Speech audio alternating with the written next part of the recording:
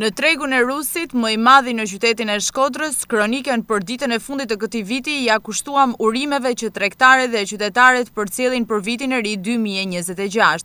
Natyrisht secili në mënyrën e tij dëshiron dhe uron më të mirën, por në veçanti përmenden pensionistët dhe nevoja për rritjen e pensioneve, pasi ata po e përballojnë me vështirësi rritjen e çmimeve.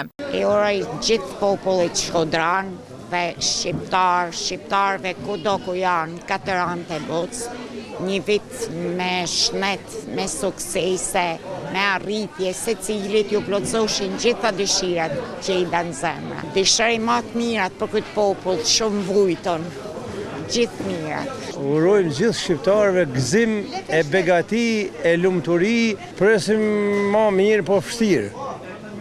Vështirë se ka me kanë më mirë. Për shumë vjet, energëzime, e inshallah 26-ta mirë dhe më mirë, edhe shpresoj që është më mirë. Ne dëshirojmë në radhë po arritje pensionesh, që ata kanë ne, edhe besoj që do arrihet, patjetër një shëndet mirë të gjithë popullit shqiptar, kudo që janë, të aktivizohen patjetër me sport, është burimi i shëndetit, edhe gëzuar 26. Uroj gjithë popull shqiptar.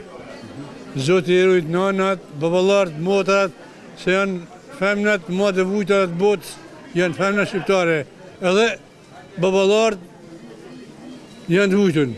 Urimi jem si tregtar është një uroj popull shqiptare gjithë mirat e Zotit. Çmimet inshallah ulin sa më shumë, inshallah çojnë pensionet e rrogat më shumë, edhe gëzuar të gjithëve, edhe ju si staf, edhe shokëve të mi këtu. Tonve. Edhe fëmijëve të mi si kam disport tonve ju uroj shëndet e marrësi.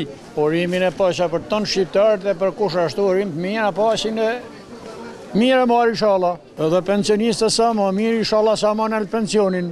Kryeministri Edi Rama paralajmëroi një ditë më parë rritjen e pensioneve duke filluar nga muaji janar i vitit të ri 2026, e cila sipas platformës për këtë shtresë do të vazhdojë çdo vit, por problemi që theksojnë pensionistët është se kjo rritje duhet të jetë më e madhe, pasi kosto e jetesës po rëndohet vazhdimisht.